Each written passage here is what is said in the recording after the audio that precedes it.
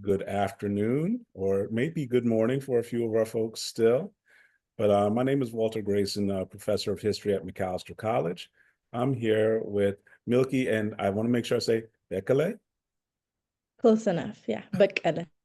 Bekele. But the K is really hard. I want to So make sure I get my accents on the right syllable. But former student, amazing leader who is shaping so many ideas and has done amazing work in the last several years, that it's an honor to have you be a part of the Future Ways Conference. As we start the conversation, is it okay that we record this and preserve it, distribute it for the other participants? yes. Wonderful. So my first question for you is really, can you tell us about what you've done, how the work that you have undertaken has shaped your life and the lives of many of your friends and colleagues in the last 3, 4, 5 years? I say this all the time, but I'm very flattered. You speak so highly of me and I appreciate it. Behind me is actually the cover of the magazine that I worked on my senior year, from fall of 2023 to spring of 2024, which is called Imani. But before I talk about that, I want to talk about the ways that my college career, but also what it was like leaving Ethiopia and then coming to the US radicalized me to questioning the role that I played in, establishing kind of an African and a larger African diasporic voice at my college. So when I came to Macalester, it was right after the murder of George Floyd. And as you know, in Minneapolis and St. Paul, there was a large reckoning that was happening, and a lot of people, young people to be exact, were questioning what their blackness meant, in regards to their like the police brutality that was going on, but also questioning this systemic racism and how it was impacting people's relationship to higher education. And then also the murder of Dante Wright was very impactful in the way that I had seen myself in relation to other people, the ways that I wanted to build community, but also it started planting seeds of, for lack of a better word, I really wanted to create something meaningful because there were so many voices that were um, demanding like space, and there were so many Black students at Macalester that, found a common cause amongst themselves in this very complicated college. And I started asking myself, what is my role in all of this? What can I do? I was kind of tired of the ways that people had commodified the struggle and the Black Lives Matter movement at the time. And, I wouldn't answer this question until my junior year, or actually the later part of my sophomore year, but I was sitting with it in a lot of the classes that I was taking, and a lot of the ways that I was conversing with my friends and people in my community. It was consistently the question of what am I and what are we going to do to ensure that this monumental part of history doesn't just end right now. And it was, for me, extremely important to ask that question as an Ethiopian, as an African coming to study at the US, coming to this higher education institution that was predominantly white, and reckoning with the fact that maybe beforehand I hadn't been forced to see myself as Black in the same ways that my American counterparts had, but I was also very attuned to the ways that I had that sort of privilege coming into it. And so my sophomore year, I went into the Mac Weekly, which is Macalester's college newspaper, and I wrote a piece about the Oscars and the displacement of unhoused residents in LA because of all of that. And it kind of like fossilized, um, it made it so clear for me, like, this is okay, I can do this, I can write, I can connect with students in some sort of meaningful way. And so the more that I started engaging with student journalism is when I started realizing just how much there were so many students that didn't know how to use their voices and they didn't know how to tap into the same questions that I had been asking myself for the past 2 years. So over time, I went from staff writer to opinion editor during my junior year. And that was when I started writing more about the Black student experience at Macalester, focusing on Black students that had inspired me and a lot of other people to question our realities, to ask ourselves, like, what is the future of our existence at this college, but also outside of it? How are we, a very small group of people in this college, engaging with a majority Black city and state that is at the forefront of the Black Lives Matter movement in so many ways? What are we doing? Like, that was that constant question. And so when I worked on this series called Blackness Uncensored, I talked to so many different kinds of students, from organizers to chemists to people that were just working in student government, and it felt very liberating. But as all things are at colleges, especially in predominantly white institutions, I felt out of place, and it felt like my continuous advocacy for Black voices was going unheard, and it was being dismissed in so many different ways. So I talked to a faculty member and I was telling her all these things, and she pushed me to apply for a grant that would then result in the creation of Imani. And Imani, in so many different ways, is not even a magazine. It's a piece of archival history for the college.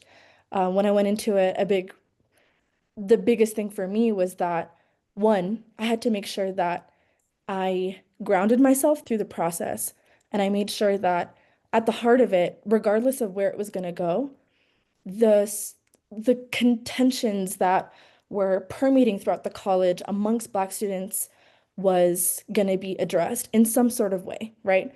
Whether that was through writing, art pieces, or just even me sitting through the archives throughout the summer and reading. I just needed to know. I had to know because I think it's so important to connect the desire we have to understand our conditions as students, as Black students, in the face of an administration and a larger system that doesn't make space for us.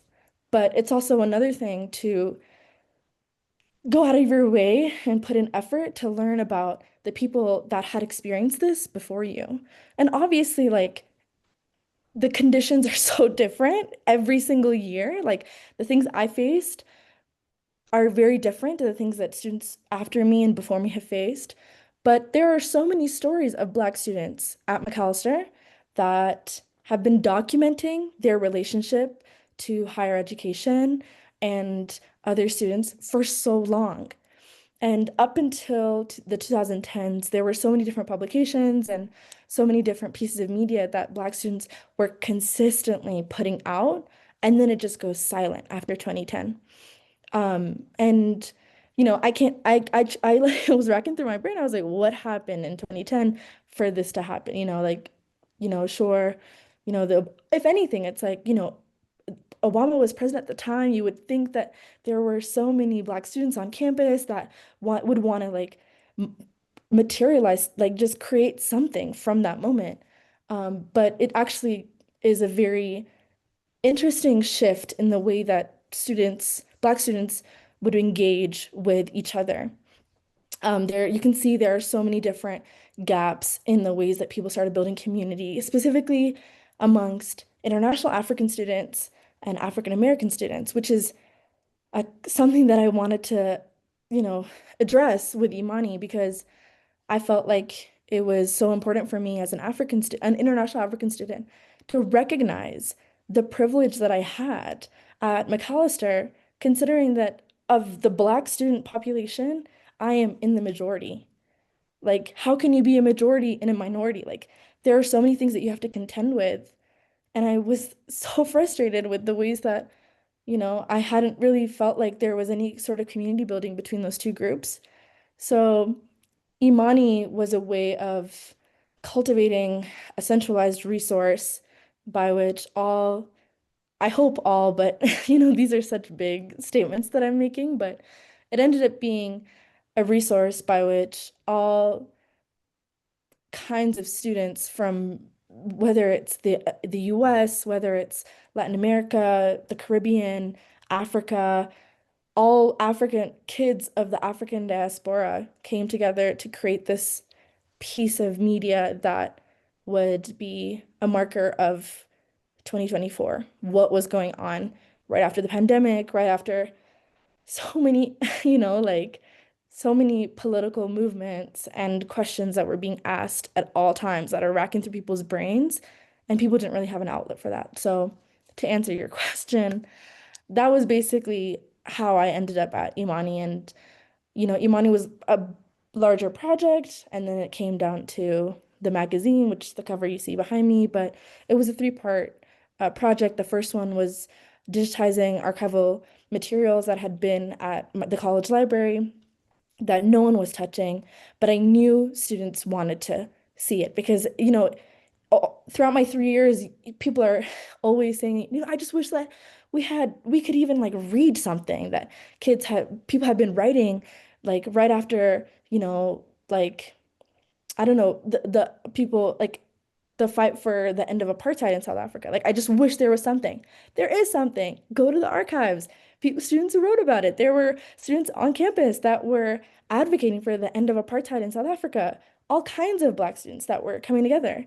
There were so many students that were writing about the conditions that people, all types of Black people were going through all over the world for so long. And then it just goes silent. So, people are always asking like why isn't there, and there's sort of a, I think Imani was like a, look, this exists, it's important for people to stop demanding that there are resources when those resources exist, but it's not that they don't want it or that they don't desire to look for it, but it's that they don't know to look for it at all. And so it was like bridging that thing of people didn't even know they could access these resources. So, through different social critiques and different historical writings to which you've contributed to Imani as well, different recipes and poems and guidebooks for the cities for students so that they can access historical Black sites, and to a website that students can use to look through so that they know that this isn't the first time that they're in this position, that they're asking these questions, and that it won't be the last. And that's the perfect segue because the event, the Future Waves Festival and Symposium that we're hosting for this coming week, that is a way to call back to the era of African independence, this moment of redefining how people in the diaspora see themselves in relationship. And so it's just a perfect echo that you bring to the table to say, this is how we were doing this very recently, and this is how we reconnected. And I thought it was so powerful the way you reached out to alumni and got them to Right. the Yeah. table to be able Yeah. to connect with the contemporary students. And I know it has energized them, that it's going to go forward for decades to come. So thank you, first of all, for that. But in a broader, more kind of like abstract or theoretical way, I hear the voices of Frantz Fanon and for Steve Biko, Miriam Makeba in what you have just articulated. And so for you, as you think about the people you studied and the kind of momentum it gave you, the energy it gave you to do the Imani project, how do you want to move forward with that as you speak to an audience that is doing similar things all around the world? Yeah. Um, I think the first part is that when you're creating pieces of media that you hope people will continue like pushing forward and examining, the biggest lesson that I had to learn and the biggest pill that I had to swallow was that sometimes people don't want to do it. Like sometimes it's just you. And I think when you're moving forward, it sometimes I think is important to recognize that even this as it stands right now can disrupts the um, lack of anything that would have happened if you hadn't done something. So for example, like when I think about so many of these great thinkers like Frantz Fanon, for example, so much of the ways that he contended with liberation and like freeing ourselves from this idea of like just epistemological liberation and like within the African diaspora, specifically with students, sometimes people don't want to engage in that. Sometimes it doesn't move forward. Sometimes the liberation efforts that you're putting in through your media ends and starts and ends with you, and that's okay. Because for me, I knew that when I started this, I was going to get a lot of pushback from students and alumni, of course, understand because through hindsight and also from, since they have left Macalester, they've seen the ways that there's been kind of a silence of Black students in the ways that they are conversing with each other through publications, through literature, through anything, like through any sort of like physical media that they're creating. But Imani stands in the middle of that, even though there hasn't been anything for the past how many years before Imani, and there might not be anything after, but at least Imani it acts as like a resource by which you don't have to start looking as far as we had to look. You could just look at Imani, which is I think a starting point. Um, and so yeah, I guess I hope I answered your question in that No, you're way. saying take action now on your own terms. And Yeah, that in and exactly. of itself is a radical and revolutionary intervention. Yeah, because I think so much of it is also like you have to change the way that you are seeking to educate people. Um, that's what I meant by like ideas of like what are the epistemological foundations by which you are creating resources? Why do you want to educate people? And what avenues are you taking to educate them? So I think in so many ways, it's easy to create a resource for people to look onto in the future as something that you started and it exists because of you and you take so much pride in that and you expect it to continue. And I think there's some sort of I don't think that that's liberatory because there are so many gaps in the ways that we continue to push forward. And I think acknowledging that is the first step because you can't expect people to view the ways that you want to connect people the same way. And you certainly can't teach that in the same way. So, yeah, it starts with you. But more importantly, it's okay if it ends with you because there will be someone else too later down the Somebody line. else will pick it up. Exactly. No, so we're coming up against the end. Were there any things I didn't ask about or things that you really wanted to make sure to share with this really amazing occasion what brings us together for the talk today? Oh, wow. Um, I would say that, I think right now we're in such a crucial moment in history where people are documenting, especially within, the African diaspora, um, all over the world, people are documenting what's going on, like what's happening to them in so many ways. But also, I think in a lot of ways, though, that's very important. It's very crucial for us to document this. When we do, I think oft I see people um, kind of not sure as to how to materialize what they've documented. And to that, I say, it's okay if it's just in a hard drive. It's okay if it's just in your, recently deleted, or if it's in a group chat with your friends. Document it, continue to document it. Don't worry about materializing it because you're doing the most important step, which is asking yourself, what's going on and what can I do? Standing. Well, thank you so much for giving us a little bit of your time as we open up the conference festivities. I think you're one of the most important voices that our scholars and contributors will hear as we go through the next week. So I'll make sure you get all the links and you can follow along and see how everybody participates. But please, anytime we can help support the work you continue to do, let us know. I appreciate it, and the honor is all mine. Thank you.